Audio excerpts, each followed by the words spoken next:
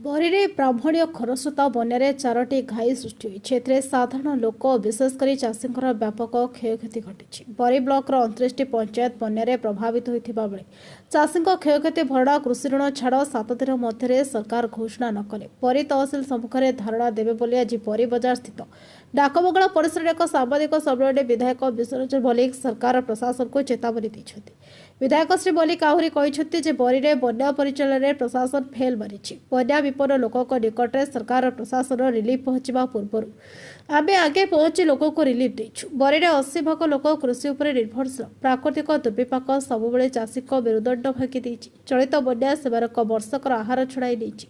फल चाषी परिवार बहुत दुख कष्ट रही विधायक कहते बरी ब्लॉक 29 पंचायत चाष जमी वर्षा और बन्या व्यापक प्रभावित होती सरकार कृषक मानकर क्षयक्षति भरण करने सह कृषि ऋण छाड़ करने को विधायक श्री मल्लिक दावी करते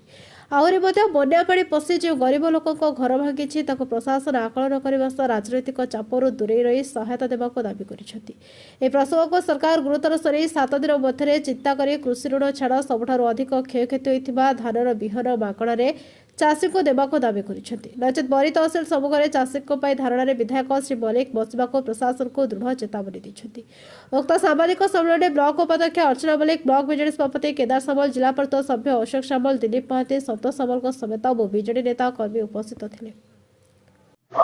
आज गोटे गुरुत्वपूर्ण विषय आपण मान संगे देखा साक्षात आमर प्रेस मीट से आपण मैंने समस्त जानते दिन पाखापाखि हम बरी बन्या प्रवेश कर 3-4 जगार नदी में घाई सृष्टि होती आम आपण मान सागरे बहुत लोक मान पाखु जाइचु भाई पाखु जाइचु जो मैंने पानी घरे थे से पाखु जाइचु चेष्टा करचु समस्त पाखे सरकार प्रशासन सरकार रिलीफ पहुंचा पूर्व आम मानकर साहाय्य आम मानक रिलीफ पहुंचापी आपण मानक धन्यवाद देवी जे आपण मैंने बरीर जड़े जड़े सक्रिय नागरिक हिसाब से आपण मानकर जहाँ कर्तव्य आपण तुले लोक मैंने जो हैरान हरकत होते असुविधा थे लोकलोचन को आनी प्रशासन दृष्टि को आनी तो से बरीर समस्त मीडिया बंधु मानू मु धन्यवाद जनाऊँगी आज जो विषय में आपण संगे आज ये जो प्रेस मीट आर मुख्य कारण है जे आपण मैंने समस्त जानते बरी में 80 भाग ऊर्ध लोक आमर कृषि उपर निर्भर करते तो से परिप्रेक्षी में आज आपण मान माध्यम प्रशासन को कही रखिदेवाई चाहूँ जे यथा शीघ्र कृषक मानकर जो दुख जो दुर्दशा ताकू तो आम संपूर्ण भाव में भरणा कर तथापि सरकार को कही रखा चाहे खूब शीघ्र कृषक मानकर जो क्षयक्षति होती आकलन कर बरी ब्लॉक 29 गोटी पंचायत को कृषक मानक जहाँ जहाँ आवश्यक से इनपुट सब्सिडी हो कृषि ऋण छाड़ हो क्षयक्षति भरण आउ कौन हो पार सरकार तरफ दृष्टि देवार आवश्यकता अच्छी खूब शीघ्र चाषी मान भाई मान पाखे पहुँची दुख बुझार आवश्यकता अच्छी सरकार को आउ गोटे कही रखा चाहे जे जो बन्या पशि जो घर लोक गरीब लोकंर घर भांगी क्षयक्षति कर राजनीति ऊर्धर रही से क्षयक्षति को आकलन कर आवश्यकता अच्छी सर्वोपरि जे 7 दिन भितर जदि सरकार ए विषय चिंता न करती कृषि मान को भरण पोषण क्षयक्षति आकलन कर इनपुट सब्सिडी कृषि ऋण छाड़ सहायता मागणा जहाँ जहाँ नष्ट होती आउ थे चाष करने जहाँ जहाँ आवश्यकता जो पनीपरिवार आवश्यकता अच्छी से जो धान सबुठ अधिक क्षयक्षति होता धान आउ थे मागणार जोगे दि जाऊ ये सबू दाबी रखी मुझे आज प्रेस मीट डाकिलु 7 दिन समय देलु जदि 7 दिन भितर ये कथा को न बुझती ताले आगामी दिन में आम तहसिल ऑफिस आगे धारणा बसू बर्तमान जो माने चाषी ସଠିକ୍ ଚାଷୀଙ୍କୁ ଚିହ୍ନଟ କରିବା ତାଙ୍କୁ ମୁଁ ସେ ଯେଉଁ କଥା ଆଉଥରେ ଦୋହରାଉଛି ଯେଉଁ ଚାଷ ଯେଉଁମାନେ ଚାଷ କରୁଛନ୍ତି ସେମାନେ ଋଣ ବହୁତ ଲୋକ ଋଣ କରିଛନ୍ତି ସେ ଋଣ ଛାଡ଼ କରିବା କାଗଜପତ୍ର ଆପଣ ଯାଞ୍ଚ କରିବେ ପରେ ପ୍ରଥମେ ଯେଉଁ କୃଷି ଭାଇମାନେ ତାଙ୍କର ଫସଲ ସବୁ ନଷ୍ଟ ହୋଇଯାଇଛି ସବୁ ଧୋଇ ଯାଇଛି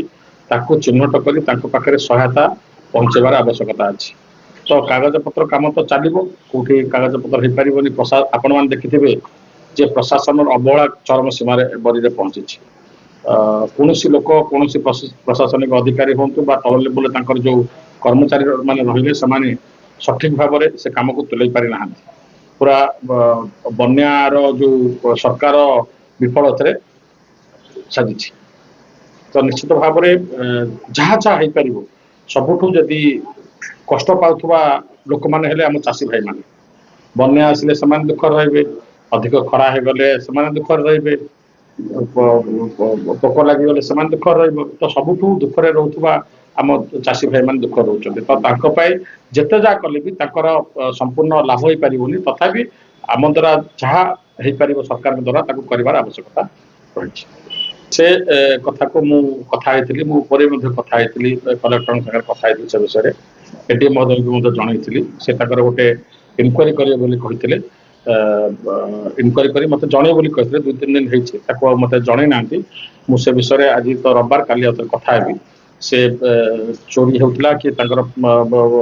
ତହସିଲ କର୍ମଚାରୀ ପାଲ ବିକୁଥିଲେ ତାହାର ତଦନ୍ତ କରିବାର ଆବଶ୍ୟକତା ଅଛି ସେ ବିଷୟରେ ମଧ୍ୟ ମୁଁ ଯଥାଶୀଘ୍ର ଆପଣମାନଙ୍କ ଆଗରେ ତାର ଯାହା ଯାହା କଥା ତହସିଲଦାର ରଖିବେ ତାକୁ ମଧ୍ୟ ଆପଣମାନଙ୍କୁ ଜଣାଇବି ତହସିଲଦାରଙ୍କ ସାଙ୍ଗରେ ସନ୍ଧ୍ୟାବେଳେ କଥା ହେଇଥିଲି ସେ କହୁଥିଲେ ମୋତେ ଯେ ଆମେ କିଛି ଜାଗାରେ ସେ ବୁଲାବୁଲି କରି ଦେଖିଛନ୍ତି